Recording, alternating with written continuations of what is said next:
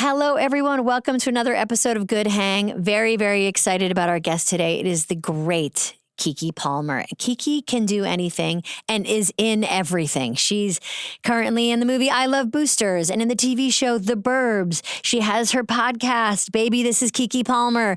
And she's going to be in Spaceballs. She hosts Password. She's incredible. We talk about so many fun things today. We talk about being Virgos and the noblesse oblige that comes along with that. We talk about Mary J. Blige and what it's like to get into your anger. We talk about her season of restraint and what that looks like. We have such a good time. And she has to go to the bathroom in the middle of it, which has never happened before, and just goes to show how comfortable she was. That makes me so happy. But before we get into it, we always talk to somebody who knows our guest, who loves our guest, wants to speak well behind their back and ask them a question. And we have a friend of the pod, writer, actress, queen, Paula Pell, who is zooming in, who loves Keke and wants to tell us all about it. And I'm hoping right now is zooming in from her, her new OnlyFans account. One can only hope. So, Paula, are you there? Paula? Paula, can you hear me, darling? Woo-hoo-hoo. You know those tiny back-to-school emergencies that somehow become your problem? That's where Uber Eats comes in. You can order school supplies, snacks, and lunchbox essentials for $5 or less. So when your kid casually drops, "I don't like peanut butter anymore," or "I need 5 green highlighters for a project due tomorrow," Uber Eats has you covered. Get everything you need for back-to-school today from your favorite brands like Aldi and Staples on Uber Eats. Order now. End September 7th. $5 or less before taxes and fees. Select items only. Availability varies. See app for details. Get up. What do you say? All I ever wanted was a really good hang. Hi. Hi. What if we just do that for 10 minutes? Hi. Oh, what? Oh, did I? Shit. No, you're on. I am? Why? Oh, boy. Why am I off now? I can see you. You can't see me? All they do. Oh, here it is. All they do is ask me for another AI thing. Do you want? I know. I had I know we've talked about this. I have such PTSD about trying to sign my kids in during COVID to like various portals.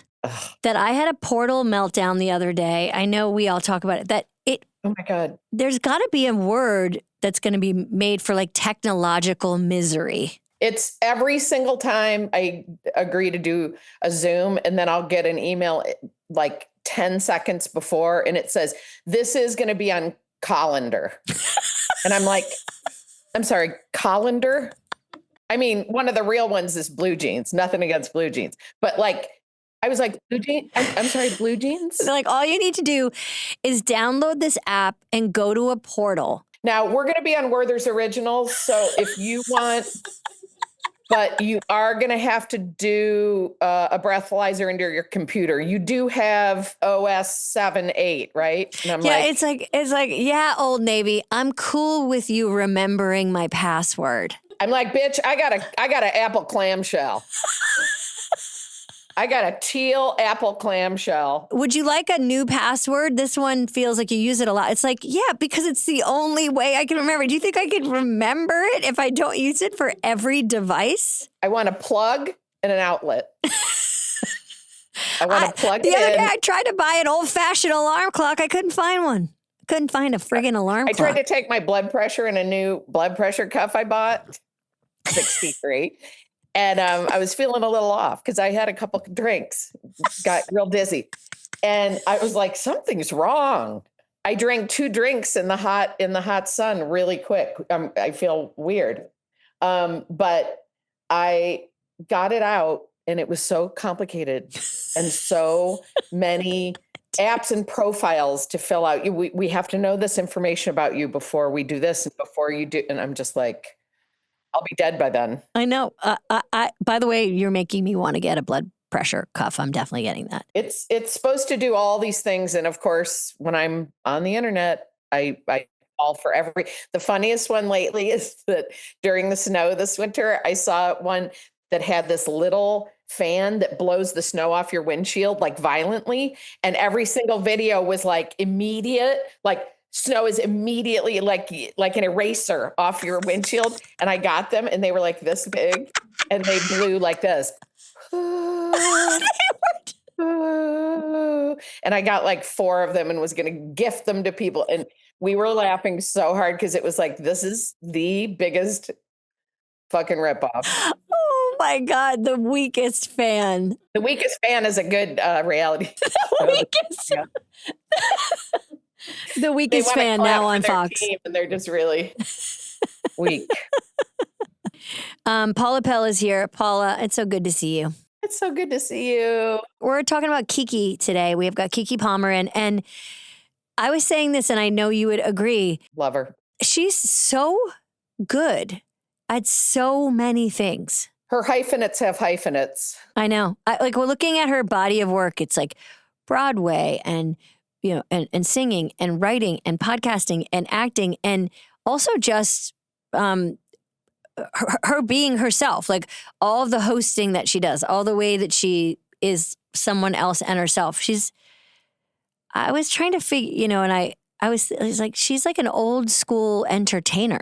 She really is. I wanted to talk to you today because you guys work together on The Burbs, and I know you are this way, and I imagine maybe we'll find out Keke is this way too, but there's no better gift than getting to do what we want with people who are professional and nice. It's like all you're hoping for. And I remember you saying right away that like working with her was so pleasant. What was it like to work together on The Burbs? Oh, it was and is. I mean, we're getting ready in October to shoot the second season of it, but it remains like such an incredible joy that there's no dark side to it. Like, because she's so nonstop in terms of what she's creating and what she's doing in the world that like you watch her and you're just like, and she's raising a little darling boy. And it's like, she is so nonstop, but yet so present in each thing, even when she's multitasking and getting her hair and makeup done in the trailer. And she's also on a podcast and she's also talking about her music video from her album that's coming out. And it's like, sometimes when people are like that, you watch them. And I think it's my age too, where I'm just like, how do they do all that? And just, if you sit and talk to her about anything genuine, she's right there. She wants to talk about it. She wants to hear what you have to say about it. She'll hold your hand. We've gotten tearful together in the makeup trailer talking about our lives and and what we won't tolerate anymore and love. And just there's so many good things that I've derived from just being in her presence. Truly. I was getting my hair blown out at a dry bar and I sat down. By the way, congrats on your hair. I just want to point out again, most beautiful hair in the biz next to Tina. I'd love to see you guys fight it out. Okay, sorry, continue. Half of it is blonde right now and half of it, this is God's colorist right here. But who is this gorgeous woman, God's colorist? She's kind of almost transparent and she's just very weird. I'm in dry bar while we're doing The Burbs, and I sit down and Akilah and the Bee is on. And I look up and I see baby Keke with like braces and glasses and just like having this incredible touching scene with an adult Oscar-winning actor, just like the two of them having this quiet scene together. And I'm just like, she was born fully cooked. She was born Keke Palmer that I know. So excited to talk to her because she is exactly what you just said. It feels like she's just very good at talking and being in the moment and connecting. She's a real connector. Yeah. And she's positive in a way that's not bullshitty. Like she's positive in the way that you say, oh, cheerfulness is a choice. And it's a constructive choice. It's a choice that actually changes your trajectory of your day. If you look at it and say grateful, cheerful, joyful, and that gratitude thing, she just lives through that all the time of like, I can't believe we get to do and you want that because there's nothing worse than working with people in showbiz with dead eyes that don't realize how incredibly lucky they are to be doing oh my God. the thing they're doing at the moment. And you just want to slap them hard across the face. Or you hope that in the script you get to, so you can privately have the satisfaction. Do you have a question for Keke? You're very good at questions. What does it look like for Keke Palmer to rest?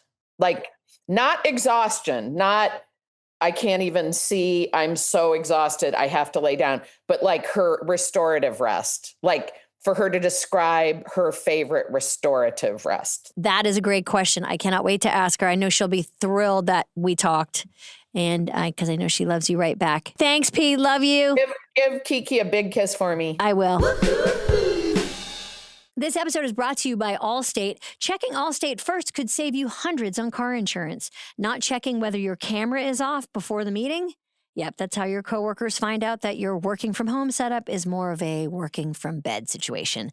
Checking first is a good idea. So check Allstate first for an auto quote. It could save you hundreds. You're in good hands with Allstate. Potential savings vary, subject to terms, conditions, and availability. Allstate North American Insurance Company and Affiliates, Northbrook, Illinois. This episode is brought to you by PayPal. School's back soon, and so is that shopping list. You know the one. New backpack, new notebooks, new water bottle, new pens. Well, with the PayPal app, you can save offers from hundreds of brands and have them applied automatically at checkout. And if you want flexibility, you can pay now or pay later at millions of stores. Download the PayPal app to get started. Terms and exclusions apply. See paypal.com/rewards terms.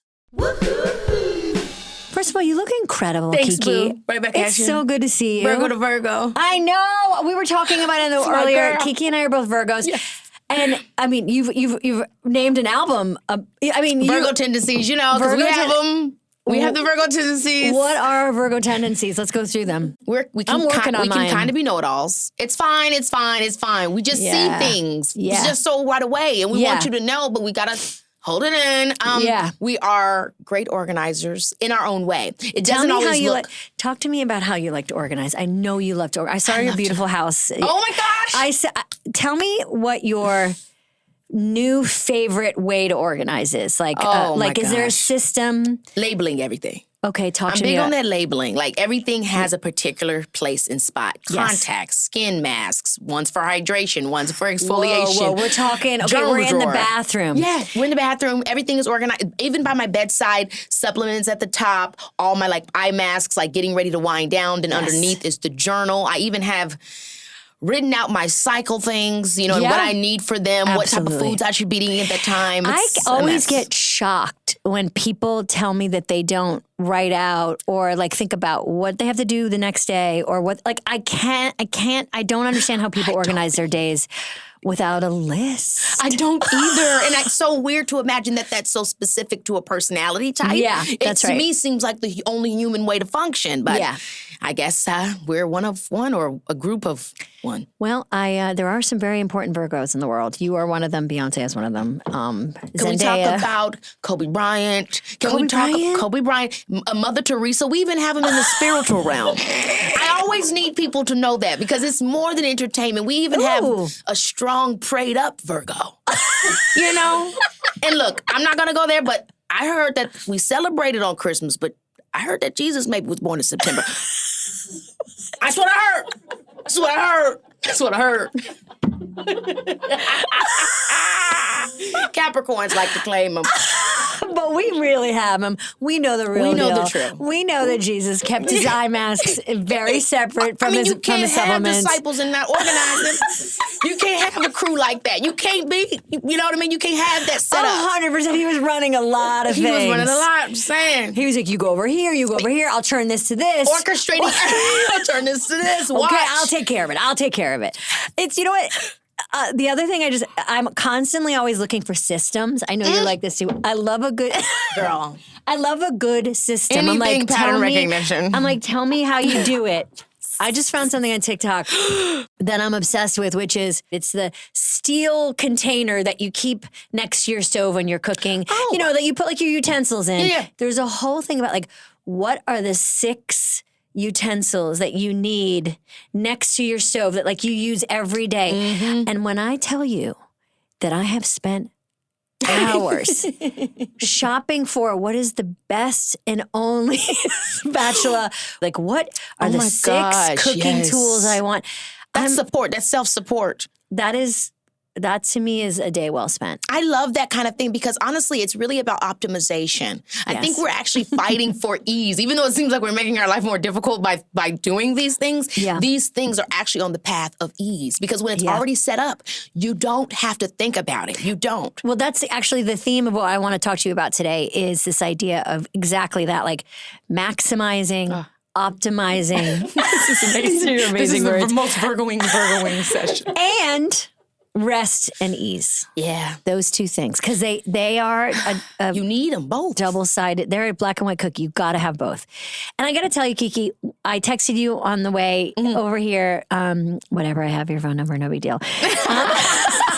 And, you look crazy. And because I had such a peaceful feeling. Yeah. I had such a peaceful feeling coming to talk to you. I was like, I know that whatever we talk about is going to be funny and real.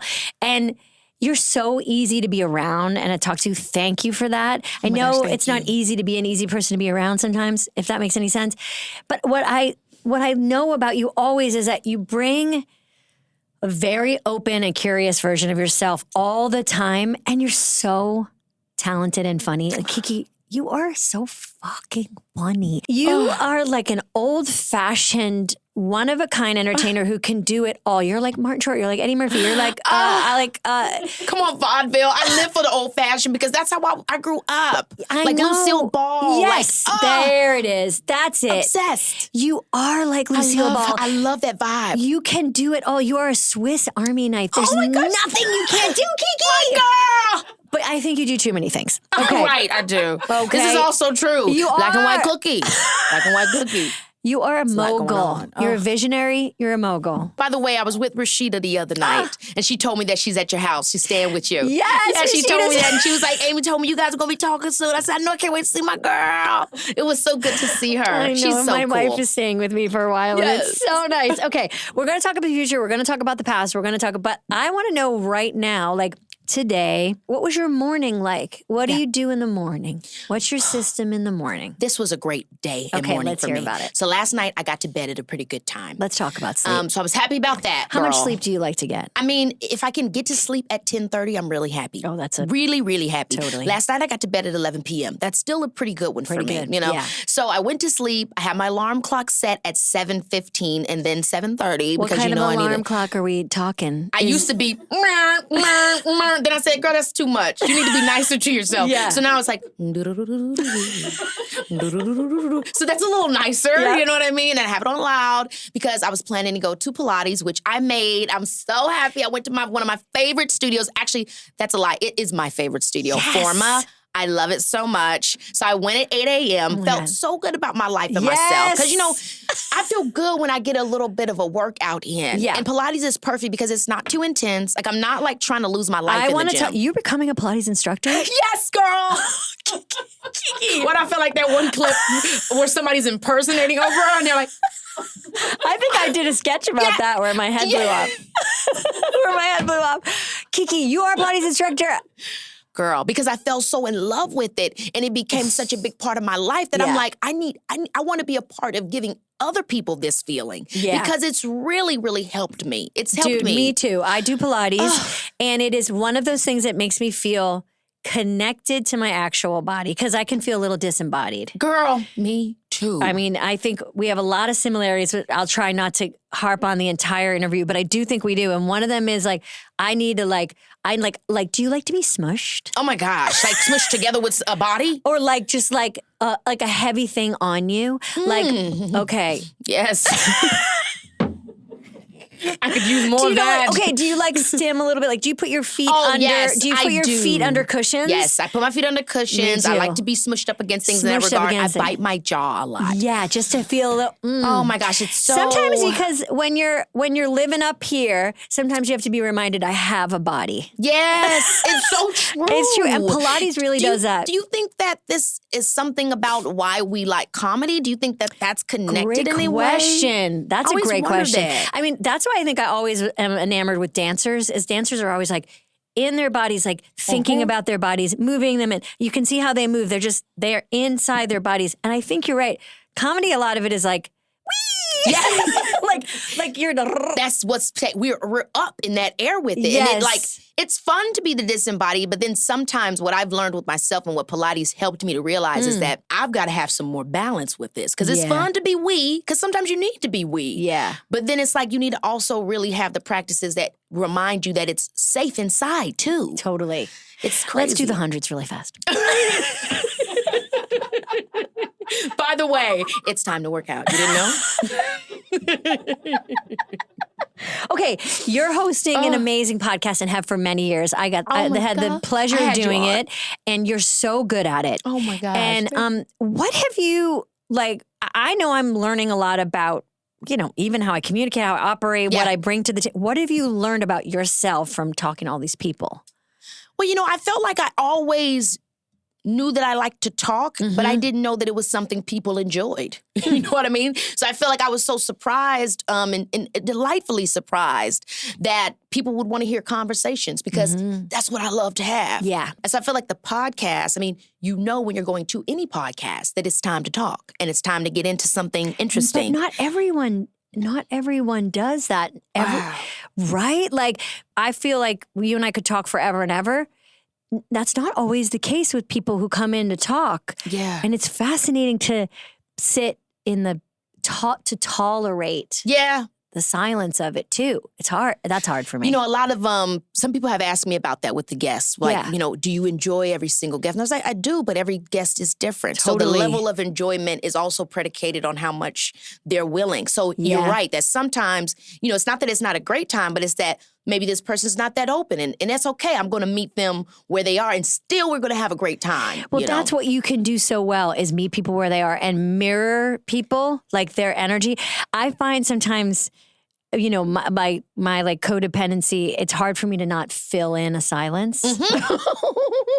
And then you're like, in your head, you're like, shh, quiet now, quiet.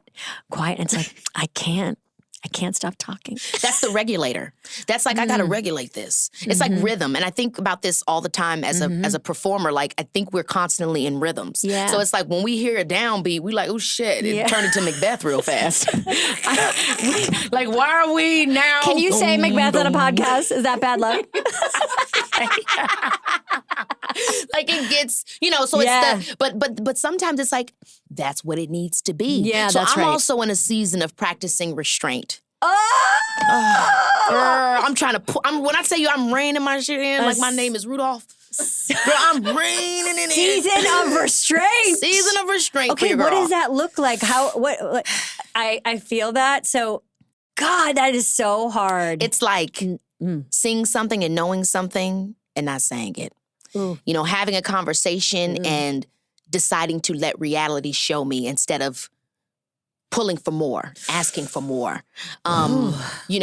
If it doesn't feel good, right? If I have to contort myself or push in order for it to happen, deciding that I should pull back. Yes, you know what I mean? And yes. I'm really happy that I'm in this season. And again, I always bring everything back to my son, but my son is really bringing out the best in me because as a mom, I feel like we had to practice restraint. That's right. Because we got to let our kids learn things. That's right. We can't always step in the way. And so that's teaching me that, wait a minute, I probably should be pulling back in a lot of areas in my life. And not only will that actually be a better service to the things that I'm a part of, but I'll also have more energy. Oh, yeah. When it's time for me. And it's a hard lesson. It was a hard lesson for me to learn, which is actually people feel closer to you when they get to take care of you, which barf. I mean, like what? Like, I was like, what? Why am I so adverse what to that? What do you mean? I know. I was like, what do you mean? I take care of people. That's my love language. And it's like, no. And what are you going to do for me? You're not even going to do it right. I got to relax. You got to with do that. it. I know.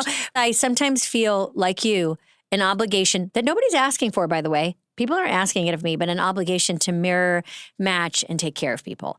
And then secondly, speaking of Rashida Kadada, her sister taught me this. She was like, you cut the cords when you get home, right? Boom. And I was like, girl, when you started talking about visualization, let's give us Melissa Joan Hart, Sabrina Teenage Witch, my show, my girl.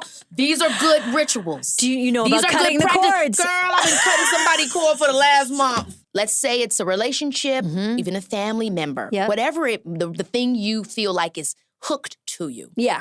For me, I was imagining the cord of this relationship that I felt was weighing me down. It was not good for me. I was feeling too emotionally pulled from it constantly.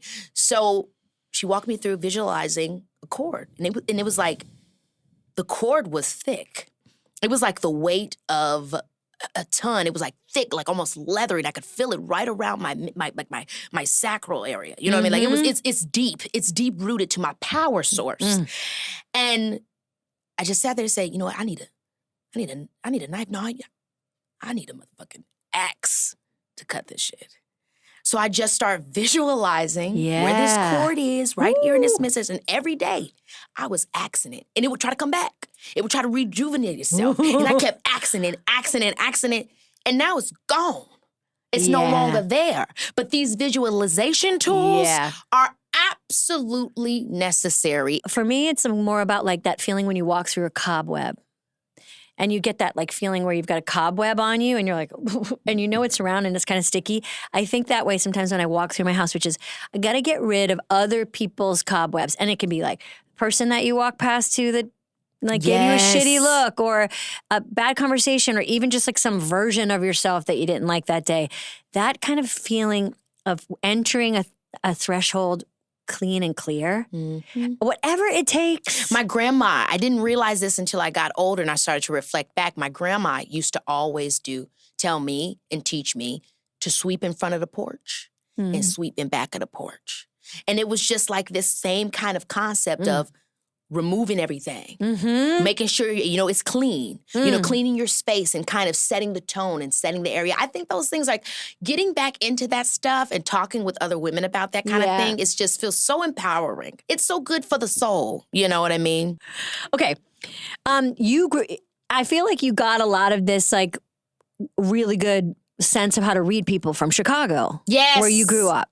And I bet a lot of people don't assume you're from the Midwest. They don't. But I feel like I give Midwest. Yes. But then What's the most Midwest thing about you? Well, I love the mundane. Wait.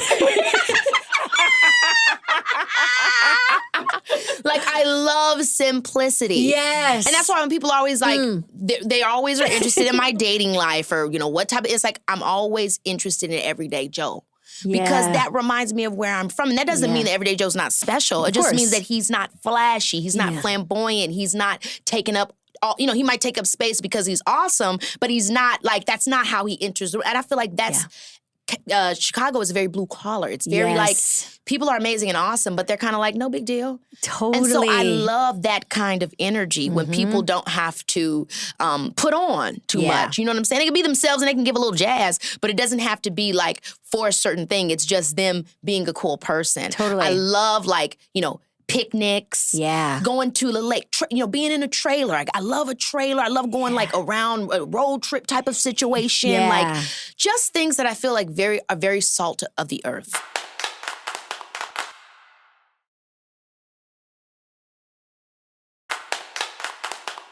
Who is a Chicago star that you saw when you were there? Like Bernie Mac. Oh my God, can we talk about Bernie Mac? Bernie Mac, baby.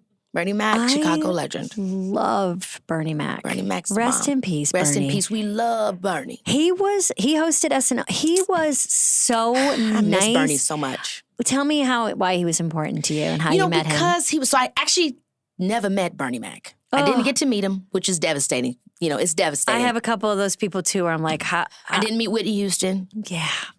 God, Whitney would have loved you. And I feel like we would have been like,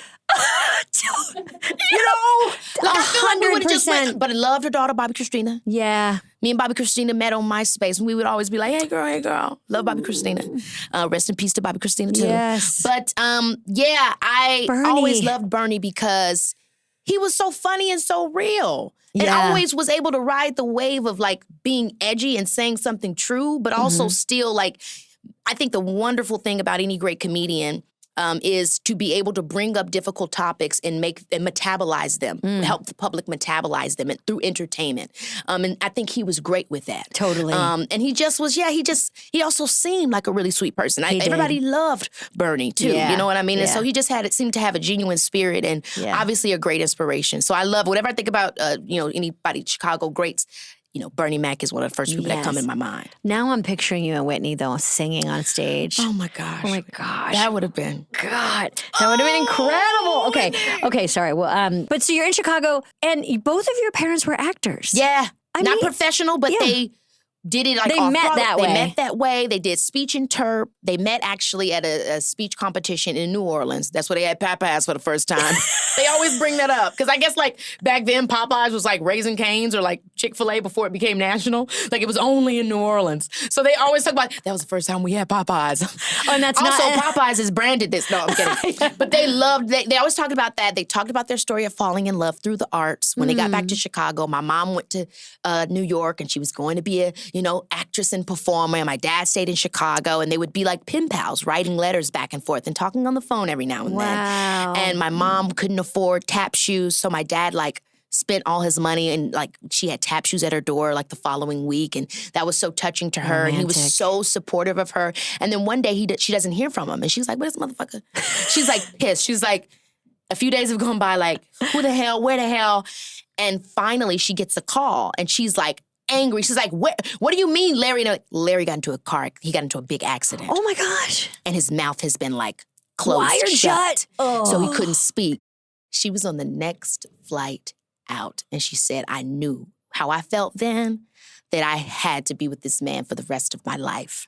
So she goes back to Chicago. They do theater in Chicago at the Black Ensemble Theater, started by Jackie Taylor. It still goes on. Wow. And my parents performed in this really cool musical called The Other Cinderella. Oh. And they just fell in love. Right. Which is crazy, right? Because Keke was in Cinderella. It's so weird to me, these little things. And and then they started having kids and it was kind of a dreams deferred situation. They were like, oh, reality hit. What I love, you speak all the time so beautifully about it, is how your family made a big sacrifice to kind of support your dream. They moved from Chicago to LA. Your siblings came too, right? Did My siblings came too. They came. They all picked up and moved. They all picked up. So we drove 4 days and 3 nights. And then when we got there, it was like, oh my gosh, we're so broke. You know what I mean? How are we going to pull things together? So I get an agent and we had been talking and emailing and I had met some people before on one trip that I went with my parents. So we knew who I was going to be working with. And I got me an agent and immediately, really very quickly, I got a job. When I got that job. What was the job? It was a movie that I did with William H. Macy. I was 10 years old and it was called The Wool Cap. And it was kind of like a play on Gigot. So he didn't talk. And I was this little girl that was this is me and my friend, we need this. The movie is it's so old. It was like a TNT film. Anyhow, we did this movie and my mom and I went to Montreal. It was the first time that my parents had not been around each other 24/7, in since she was 19. Because a lot of people don't know when you're a minor and you're on set, you need an adult guardian with you at all times. But then it's they're only going to pay for one. Right. So my dad stayed back, and this was kind of a moment where the family experienced what we knew we never wanted to really have to experience again, which was separation. Yeah. So my dad was in LA, making sure we had a good place to stay. My sisters and my sister and my younger brother and sister went back with my grandma for a little bit. Yeah. And then when we came back after that movie, we knew that it was whatever situation we get in, we need to make it to where we can be together at some point. We have to figure this out. And so that was the beginning. And so that caused for a lot of sacrifices. It's a lot of pressure on you, too. It's a lot of pressure on you. For sure. Tons. And that I couldn't really hold. I think in the beginning, I probably talked about it more. Mm-hmm. And then as time went on, it was just if I talk about this anymore, I'm going to break. Yeah. Because you've decided to do something that you love. You're a natural at it. The family is okay, we're behind you.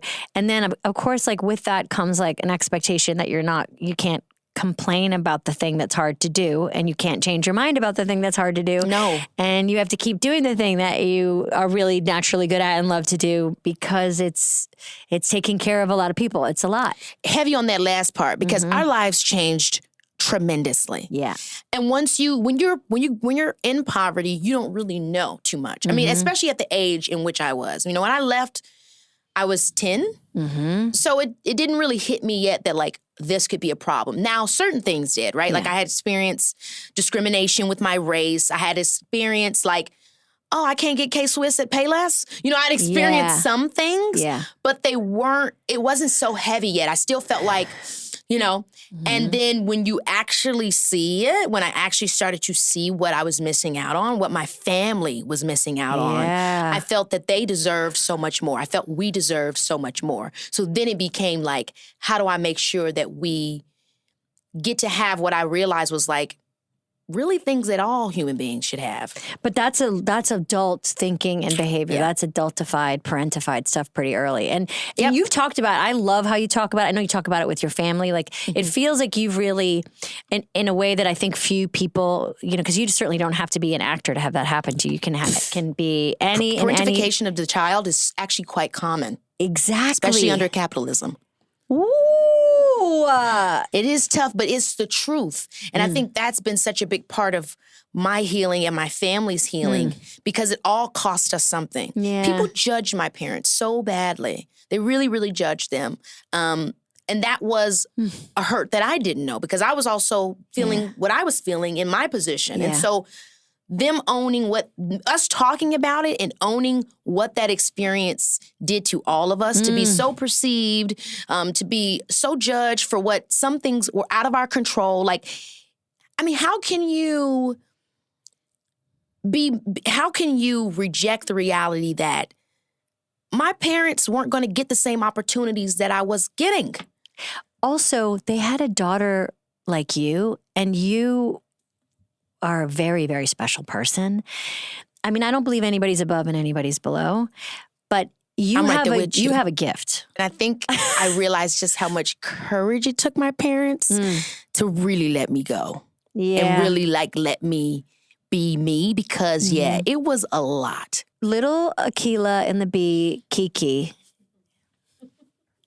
I mean, it must be wild to have your inner child in a movie. It's so crazy. You know, it is like you can go, you're like, I'm going to go check out my inner child, and you turn it on. I mean, that performance, you in it, and that moment is so tender. It's so precious and so special. It hits me more now. Do you watch? Has Leo seen that? He hasn't seen it yet. Leo has shown that he doesn't think I'm that dope. He has, it started to appear. Yeah. That I'm not really cool to him. I remember I was playing some Drake, you know? Uh-huh. And I was like, hey. I was like, hey, G. Mommy, no. Oh, yeah, don't dance. Stop it, no. You need to stop being silly. You're like, everybody loves when I get silly. Silly pays the bills, honey. Everybody loves when I do the silly thing. You hate it somehow. Oh, yeah. He's like, cut that shit out. It's crazy how brutal they can be. His space for my silliness is this much. He'll gag with me for a minute and then he's like, stop. He's like, please. Cut the clown show. It's so true. So crazy. It's so true. But that's healthy. That's healthy.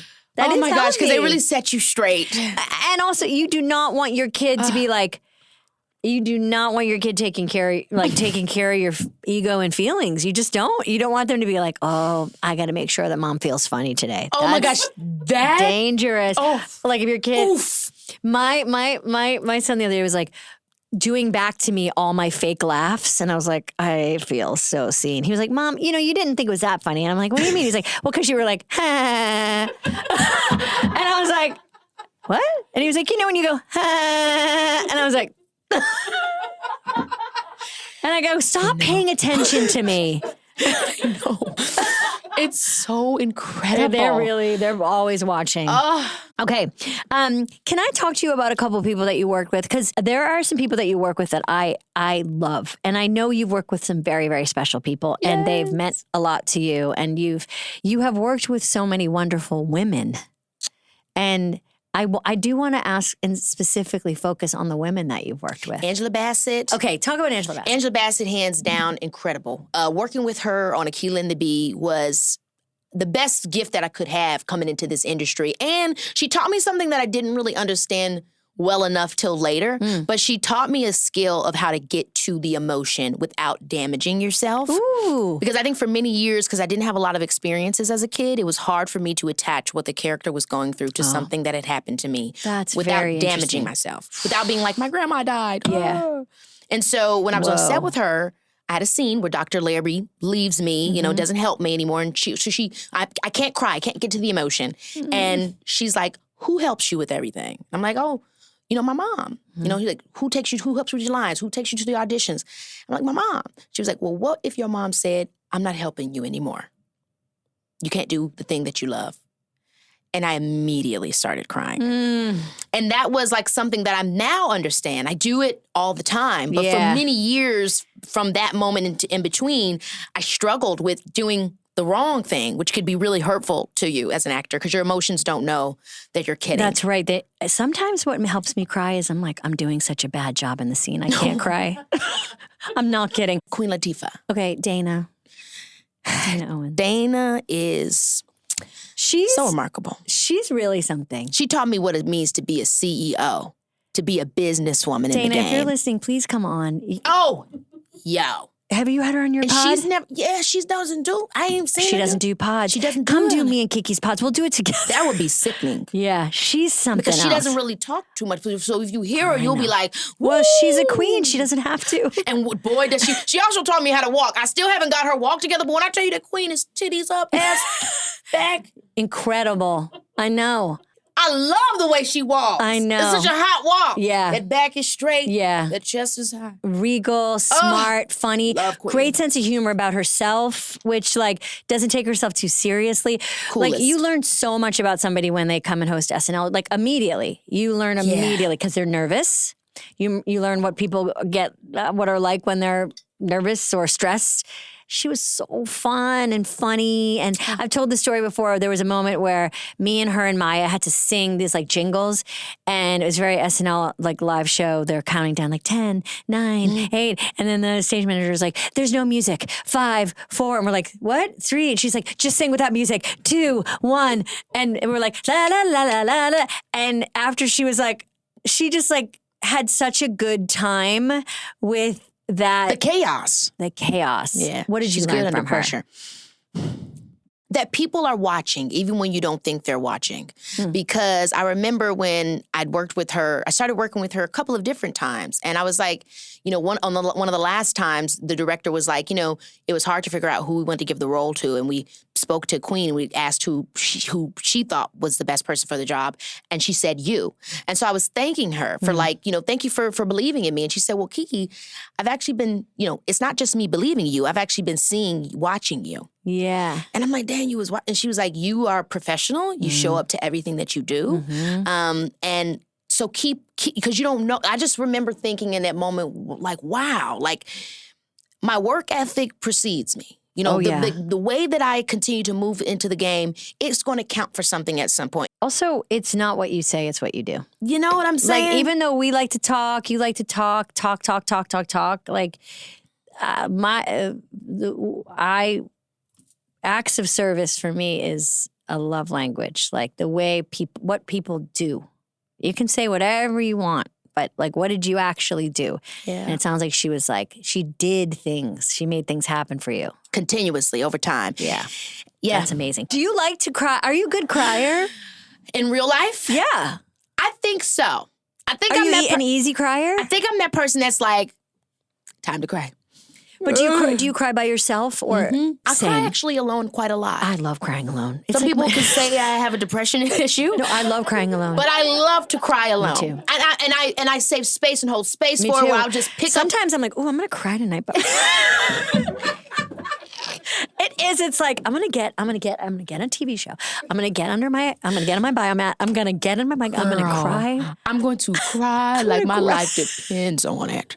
I will literally cry, and it's because it's actually like a release. Yes, it's a release of this sadness that you need brought out, that you buried. Maybe it was from yesterday. Maybe it was from 10 years ago. But you caught it in the ether of your mind. You're like, I never cried about that. I think I also have a lot of anger. A lot of anger because, it's such a thing as a Black woman where it's like, can't be angry. Oh, yeah. But then it's like, it goes to the point where it's like, bitch, you should be angry for that. Yeah. You know what I mean? That's so I feel like I'm dealing now with the realities of holding space for the fact that I'm allowed to be angry without wearing the weight of the perception around being an angry Black woman. Oh, yeah. I think I have a lot of work to do there where I allow myself the space to be pissed off. Yeah. So the idea of just like, I started getting into rock music a little bit more. Fuck yeah. I got a couple rock songs that I wrote. Whoa. Oh my gosh. And I'm like,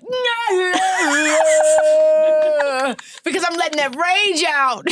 You know what I mean? Where I need to be like, yeah. Because it's like, I'm actually angry. Yeah. Fuck I didn't let it out, Fuck yeah. No shit. It's crazy. God, I love that for you, Keke. I love that. I love that anger. I love that era for you. I do like that very much. Yes. And very Khalees.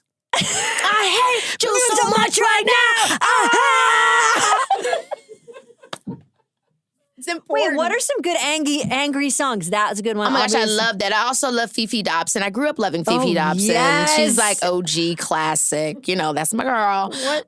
Other songs that are like really good for screaming. What are good screaming songs? I mean, you can go that G4L like Rihanna back in that one right after Good Girl Gone Bad. She was pissed. Yeah, and Bitch Better Have My Money is not screamy, but it's angry. You know what I'm saying? Yeah. Also, what? No. I just can't figure it out. You remember that one? I love that album because that album was like, the second album was like, it was like Good Girl Gone Bad. And then the second album was like, yo, I'm in a dark place, angry. It was really, those albums were just so curated in a way that told us the story of a woman becoming. I felt that way with Mary J. Blige. Mary is that too. Mary had like a way of expressing that like mature anger. Oh my gosh, Mary. And then I'm just fine. Like she showed us. Yeah, she showed us the everything. Whole arc. I know. Let's get it crunk up on it. Mary, I also am obsessed. I'm obsessed with Mary. And now she's on stage like, can't wait to get off. Also, did you ever hear I love her down. That's success. Is the minute you're on, you're waiting to get off. True Capricorn energy. Oh, you're so right. We don't hear it. Mary, please, if you and, oh my gosh, Mary and Queen are listening to this together, please come on. Please. Please. Okay. J-Lo. Oh, love J-Lo. Okay. I feel like you guys have a work. Get me up off her. My girl. Okay. What did you love about working with her? Well, first of all, I love that she's a real boss bitch and she don't play. Yeah. She's very like, come on. But she's, again, watching. And she has respect for people that are showing up and giving 100%. Yeah. And so we kind of bonded because she saw me like on my grind. I wasn't like trying to be too like, I'm on van. But I was like, I have so much respect for you. And then boom, I'm going to do what I got to do. And I'm focusing on my thing. And she was kind of like, well, how can I help you with that? Like, how can we, like, she really liked that I was in my own bag. Yeah. And we became really close after that. And I've gone through things in my life where it's like randomly she'll be like, call me if you need me. I'll call her and she'll give me some real deal. And That's it's cool. like, it's just like she's a real girl's girl. Mentor. You know what I mean? She's a real mentor. And she's like, I want you to win. You know what I mean? I want you to win. And also, I want you to win in this way where it's also like, you're already winning. Yeah. Which is a really cool way to empower somebody. Yes. You know what I mean? That. Where it's like, Whoopi Goldberg is like that. Whoopi Goldberg is very, very like, Whoopi Goldberg is like, I'm in chapter 100.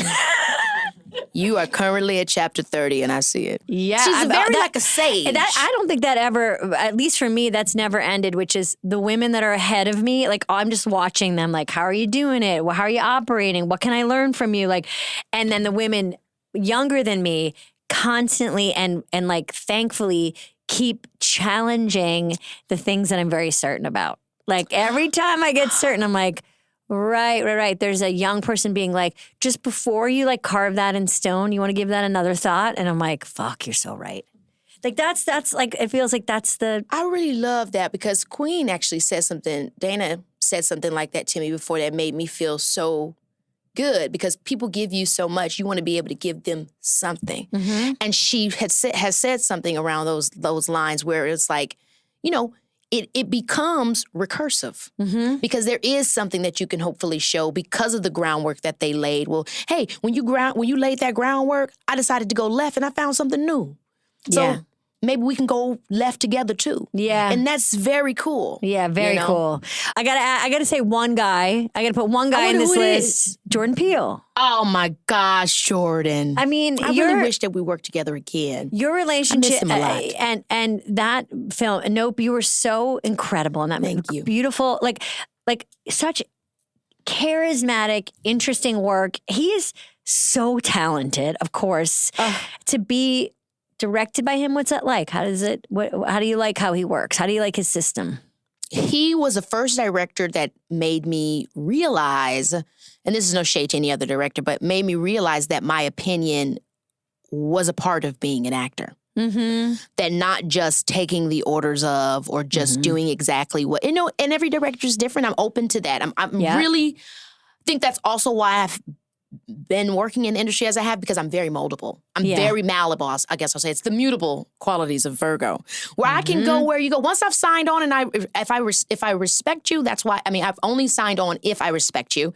And so I'm open to where you want to take me. Totally. But my experience with him was, I respect you. Where do you think I should take this? And that was like a really enriching and empowering experience that now I actually take to my projects, even where the director's not as open. I say, well, I hold their feet to the fire on day one, you told me the character's this way. So I can go where you want me to go. Yeah. But I want you to know that this is contradictory. And so what does that mean to her at this point in time? What does that actually, so having that experience with him really empowered that side of me that felt like I could be open and vocal about how to keep consistencies in a character, what felt most true to the role. And then he was fun. Because you didn't come from an ensemble. Like you never had that ensemble feeling, like of collaborating in that way. Like it's such a good point, what did you say? Because that's Jordan. Yeah. Sketch, improv, like that idea that like we're all going to try to figure that out together, and it's just a little less lonely. Like it can really, at least for me anyway, it was like acting is hard and lonely, and can be because everybody has their own special thing. Okay, now as the therapist would say, I'm aware of the time, but there's a few other things I want to talk to you about. The Burbs. Oh my gosh, hold on, Jenna. Let me look at what is Burbs. Okay. I have to use the bathroom. Can I give you that second? Oh my God, this is the first time this has ever happened where I talked to the guests for so long that they have to go to the bathroom. Okay, Keke Palmer is back. How was the bathroom? Oh my gosh, amazing. That was amazing. Okay, great. It's good to be hydrated, but sheesh. Yeah, okay. So you're in Spaceballs, which is hilarious, coming out. You're in I Love Boosters, huge film, incredible cast. You guys, shout out to Boots Riley. I love him so much. And like that movie just looks so fun and original. Congrats on that. Thanks. And then The Burbs, another season of that, which is very exciting, starting to shoot in the fall. Yeah. And so we have a question for you from Miss Paula Pell. So we spoke to Paula. Yeah, let's talk about Paula. She's one of the most incredible humans ever. I know. She really, really is. First of all, she's really talented, skillful writer, very, very funny. But she's the kind of person where you can call her up and drive down to the mountains and just be on the couch and have fun with her and her wife and just have the best weekend. Like she's just really... She reminds me of home, but she's also a Midwestern gal. That's right. You guys are Midwestern gals. So she spoke so highly of you and so lovingly of you, and we talked behind your back. And she is on the Burbs with you, co-stars in that show. And she had a question that I love and wanted to ask you about because it ties into the idea of rest. And her question was, what does it look like for Keke Palmer to rest? I've learned that for me, rest still is active. I need to be active. I think that's why I like Pilates more than yoga. Yes. Does it make sense? I can't. So Yoga rest is so slow. I want to die. It's to, there has to be Yes. some activity in rest. So rest looks like, for me, a day with my son in the yard playing. It looks like getting my nails done or my hair done or both. It looks Your nails look incredible. Thank you. I got them done. For me, rest is like a recharge. And then another thing that I've been doing that's kind of more typical on the nose, but I've realized that it's really good for me is I've been taking naps. Really? I started taking naps. Fantastic. In the car, In the bathroom now? That's what I just did. I've literally been, because sometimes you'll be going in between these jobs, it'll be 30 minutes. Oh, yeah. Could even be a 45-minute ride in LA, depending on where you're going. I started napping. There's a really cool woman I want you to check out. You should maybe have on your show, Dr. Sandra Dalton Smith. And she did a TED Talk about rest.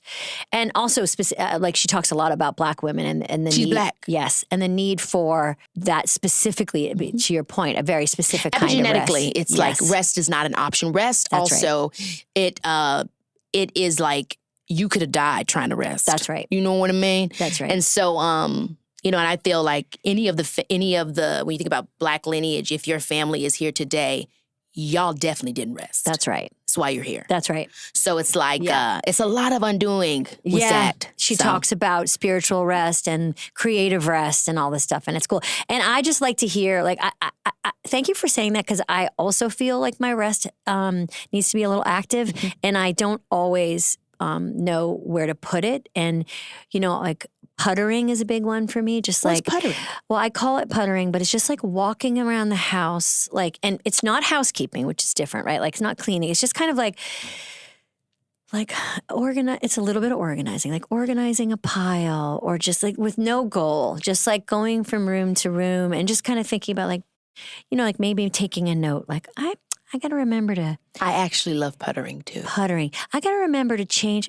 I want to change the cover on that chair. I should do that. No expectation to do it. Just like observing in slow motion, and just touching things. That's the mundane. That's the mundane. That's right. It's the mundane. There's that moment in between the scene.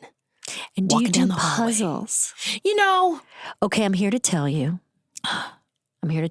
I know. What do you think? It's good. I think that's going to be the next thing for you, because here's why the Virgo in you is going to love a puzzle. Because I'm not particularly good at them, by the way. It's not like I can't, I don't really have a great puzzle brain. You take the puzzle, you sort the pieces, which feels really nice. You sort them. You walk away. Puzzles take forever. There's no deadline for a puzzle. You get a nice puzzle board or a table. You're like, this is where I do my puzzle. Then you come back, you have your coffee, and you're like, this is never, it's going to take me forever to do this puzzle.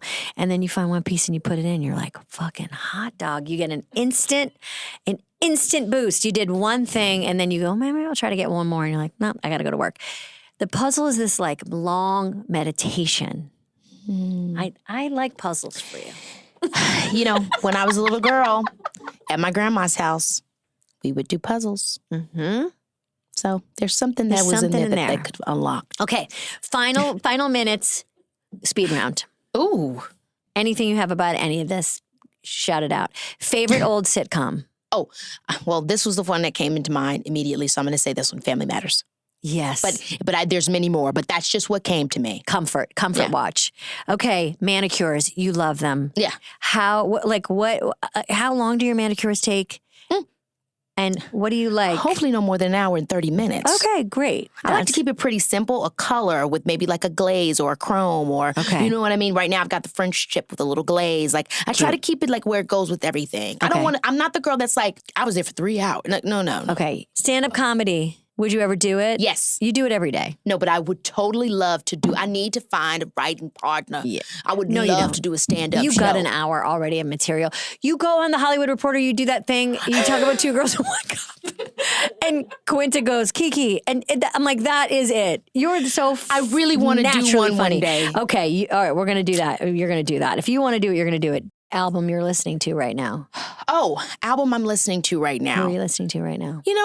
I haven't totally digested the Drake album. I've listened to a few songs. A lot of songs to I haven't digest. completely digested Don Toliver's last project, but I like listening to him a lot.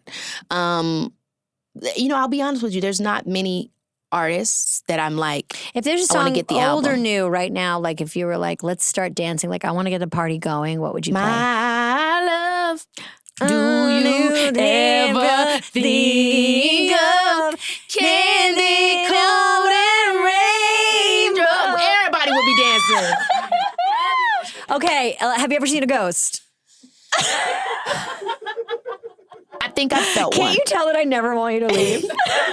Okay, you felt one. You felt one. Okay, great. I think I felt Okay, perfect. the spirit of a ghost. Do you have a go-to baby present? Money.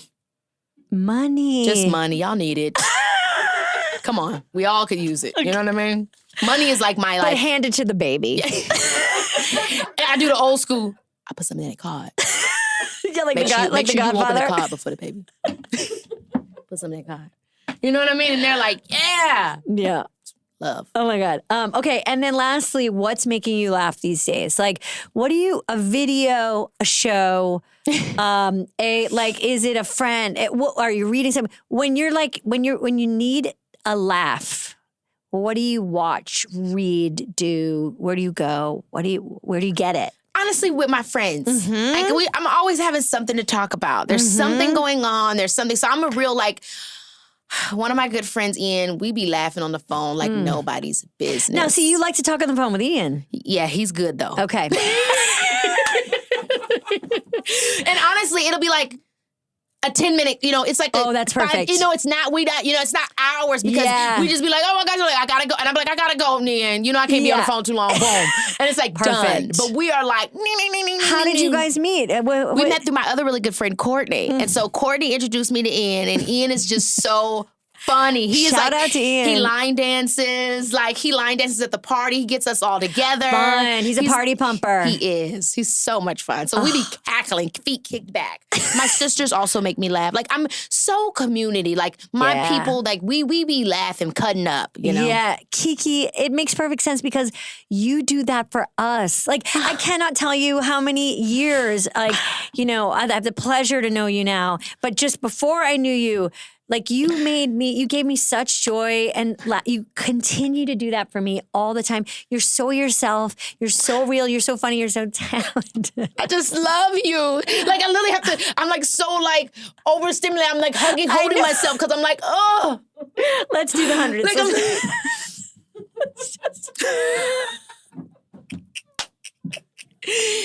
You are Thank so you awesome. so much for doing this. I love you legit. Same, right back. You're Keke Palmer. You're the best. Lauren, Keke Palmer, the talent of all talents here today. Thanks for being here. Love having you. Yay! Oh my gosh. Thank you so much, Keke. You are, oh God, I could have talked to you all day. You're so funny and fun to be around and positive and interesting and the real deal. Keke Palmer, thanks for joining us. And, we talked about work and we talked about rest. And for this Polar Plunge, I just want to point everyone's attention to a very a cool woman who speaks about rest, the 7 types of rest. We mentioned her in the podcast, and she has an interesting TED Talk and books about just that. Her name is Dr. Sandra Dalton Smith, and her 7 types of rest. And it just makes me think about how important it is to find ways to do that, whatever it may be. Like, for example, me, I don't know, going in my bedroom and sticking my feet under the mattress and putting a sweatshirt over my eyes. But let's not get specific, but you know what I mean. I hope that this episode and Good Hang episodes are a way for you to rest. And so rest away, and we will catch you next time. Thanks so much. Bye. You've been listening to Good Hang. The executive producers for this show are Bill Simmons, Jenna Weiss-Berman, and me, Amy Poehler. The show is produced by The Ringer and Paper Kite. For The Ringer, production by Jack Wilson, Kat Spillane, Kaya McMullen, and Aleya Zenieris. For Paper Kite, production by Sam Green, Joel Lovell, and Jenna Weiss-Berman. Original music by Amy Miles.